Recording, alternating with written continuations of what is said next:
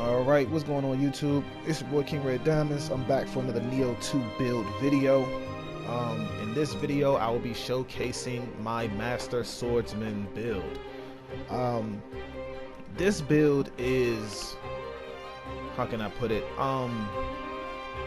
It is not as powerful, I would say, as my Purifying Monk build, for sure. But it will get the job done if you use it correctly. The build is pretty it's pretty skill based. It's more skill based than the Purifying Monk build. Purifying Monk build, you can go in and just mash buttons and you'll pretty much destroy anything in your path. This build is a bit more skill based because it deals with active skills a lot. Pretty much sheath acting skills, so like EI quick draws, night rain, even the damn it, it's escaping me right now. What is that damn skill called? Severing spin, like stuff like that. So EI quick draws, severing spins, night rains, even the other skill, where is it?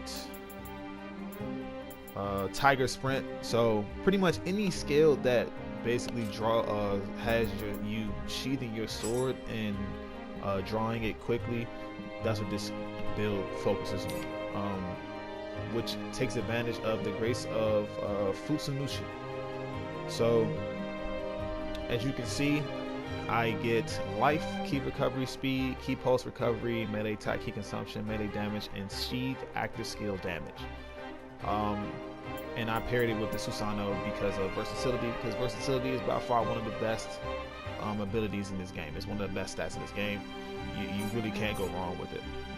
So yeah, I'm using a purity sword honestly because I feel like having some type of elemental effect on your weapon helps deal more damage to enemies, and I decided to go with purity because of Ho-Oh. Ho-Oh gives me the purified accumulation and the melee damage versus enemy, plus the damage versus Yokai minus 7%. So Ho-Oh basically comes in handy a lot with this build. It really helps. It helps a lot. Helps me get my purification. It helps me get purity on enemies and everything like that. As you can see, I'm running the like I said, the purity sword. I use transform bonus to transform its main stat into courage, just so I don't run out of ki as fast, because with the sword you can run out of ki quickly, even though it's not a massively like ki heavy build, ki heavy weapon, but you can run out of ki quickly with the sword if you don't manage your ki correctly. Excuse me. I'm just running this for the Futsunushi bonus, so I don't really care much for it. These rifles, I run this rifle mainly just because, you know, it's already min-maxed and has the damage bonus familiarity, which you want to roll on any of your weapons. If you plan on switching ranged weapons frequently, make sure to roll damage bonus familiarity on them, because whichever weapon you have basically set as your primary at the time, the damage bonus familiarity will come into effect. So it will basically boost the damage you do with your melee weapon just by having this in the first slot, or this one first slot, doesn't matter. You see I have damage bonus familiarity on both, so no matter which weapon I switch to, the damage bonus familiarity will still always be active. Again, I have my Trident Vajra helm, which is by far my most versatile helmet on the game, like because I run Susanoo so much, and the Vajra helm has the animal charge, melee attack, and increased attack when the enemy, so it's perfect. Veteran's Cuirass, of course, again because it has a Susanoo and it does the damage taken mid attack, which I really like. These gloves have not been min-maxed completely. They do have active skill key damage, active skill damage, which is wonderful. That's perfect for this build since it deals with dealing damage through active skills mainly, so it's perfect. Only thing, I just have to, you know, fill in that last slot to completely min-max it, so that won't take too much. These pants aren't the best. They're honestly kind of trash if you ask me. I need to get some better pants, but when I do, I will update this build and it will become godly. And then again, I have active skill damage on these. It's really good to have that. So yeah. And then I'm running Wise General's Pillbox, mainly because of the key recovery through medicine and a life recovery and widow absorption. Plus it has a star effect of melee versus purified enemy, so that is actually really good. And then the writing set I'm running because it has the Grace of Fusanushi on it, and then it has the set bonus requirement reduced. So as you can see, in my last video I mentioned that Yasakani Magatamas are very important to builds during like the first New Game Plus area, Dream of the Strong. But in the newer difficulties, you can actually roll set bonus requirement reduced by 1 on random accessories to not have to run Yasakani, which is exactly why I'm running this. Plus, like I said, it has the Grace of Fusanushi on it, which gives me the full 7-piece bonus. My magical items are Steel Talisman for defense, Rejuvenation just to help me continually regen health whenever I get low, Barrier to automatically dispel yokai pools and to give me my increased attack purification buff as soon as I even step in one, Extraction to basically give me my life recovery on the widow absorption, Arch Yokai to build up animal as quickly as possible since you use yokai abilities a lot because they're very clutch. Ippon is pretty much my go-to for stun locking any enemy and helping me with comboing. Lightning Familiar, of course, to get confusion on the enemy. And then again, these to speed run like Underworld and stuff like that. Tiger Running for fast movement, Sneak Thief for quiet footsteps, Catwalking for invisibility basically, and Quick Change to help me basically give me a second life. So yeah, and like I said, I'm running Ho-Oh for the purified enemy accumulation and the melee damage versus purified enemy. Calming Breath is pretty good too, but I'm mainly doing it for the purified enemy and melee damage. White Tiger, of course, again because of the purified accumulation, more purity on the enemy, it's great.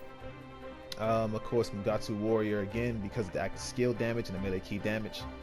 And then Ippon, because Ippon has by far one of the most useful yokai abilities because it stun locks. It will literally, like for a human, it'll smash them into the ground to set them up for a nice final blow. For bosses, it stun locks them and drains ki a lot. It's perfect. I love it. And then I also have life drain yokai ability and faster ki recovery on yokai ability hit, so it does perfect damage. Not to mention it inflicts scorch on enemies, so that's even more confusion that I can throw on the enemy. So all in all, this build is pretty fun. I kind of like the Grace of Fusanushi because it reminded me like of anime, of like an anime swordsman or something. Like, you know how everybody always says whenever the anime swordsman takes their sword out really, like unsheathes their sword really fast and everything falls. It's pretty much the same concept. Like, you're going to be EI quick drawing stuff, you're going to be doing night rain, you're going to be doing everything. Like, if you're really good with comboing with the sword, this build I think is for you. Like, if you are very, very competent with the sword, this is definitely the build for you. It's going to be so fun to play with. So I'm going to run through a couple missions with this and I'm going to show you how it does. Alright, so here we are again back at this mission. You guys are going to see this mission a lot. The reason why is because, like I said, it's a very good mission for testing out builds. You can go to this mission and basically play it, kill the gauntlet of yokai, and it'll help you see where your build stands in late game. It's not necessarily hard, of course, no, but it deals for me as a damage tester basically. It lets you see the upper limits of where your build can go. Plus, it's a fun mission to do. Like, you just go there, you beat up on a whole bunch of yokai, you can show off all your abilities, and it helps you, figure out what needs to be done with the build and what doesn't need to be, like what can be tweaked and stuff like that. So I'm gonna hop right in.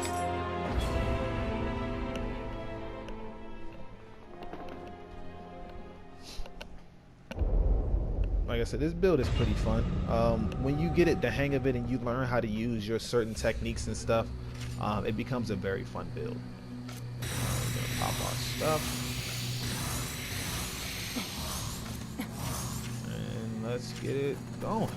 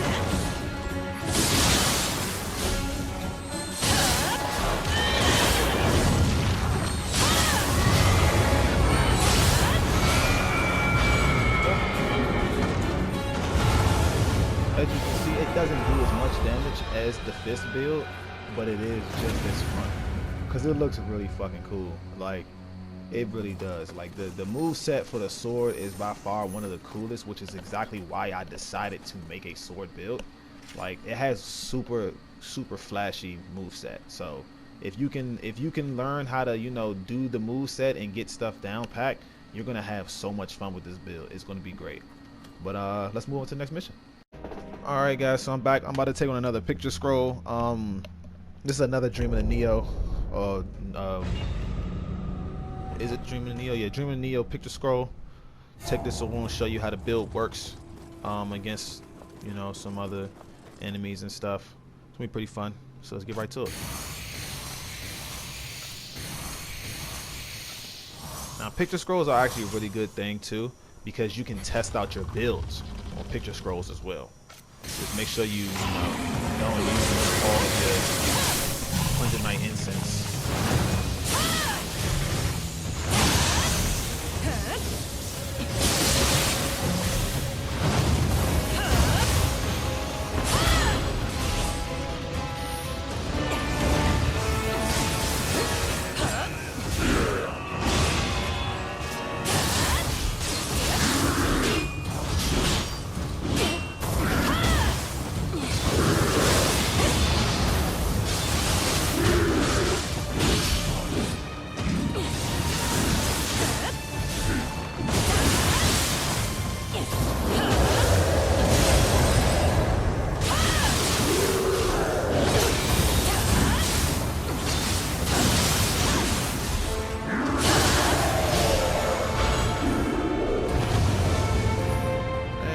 Done with that. So yeah, as you can see, this build really does do damage. And again, I guess I could go up against a human enemy just to show you what it might be like versus them. So let's do that. Alright, so in this mission we'll end up taking on Saito Yoshitsu. Saito's not too bad of an enemy, but they can be annoying. Yeah, let's hop right into it.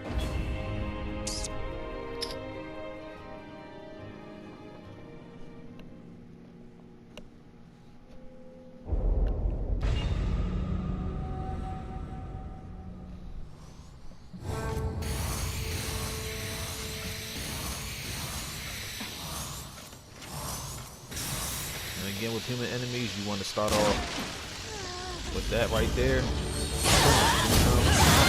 we go.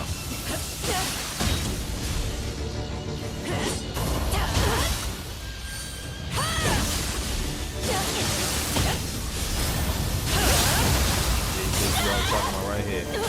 She can be pretty damn annoying because she kind of tanks a lot of attacks if you're not careful. Look at that.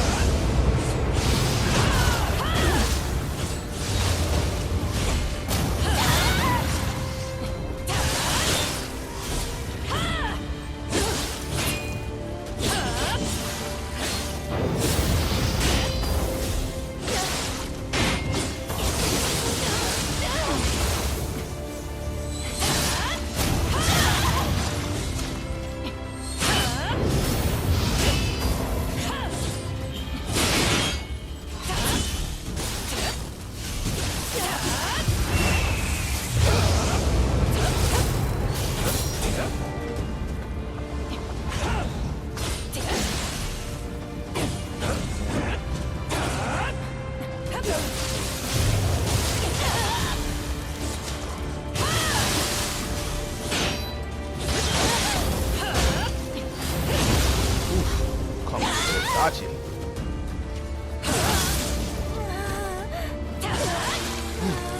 Look at that, died already. See what I mean?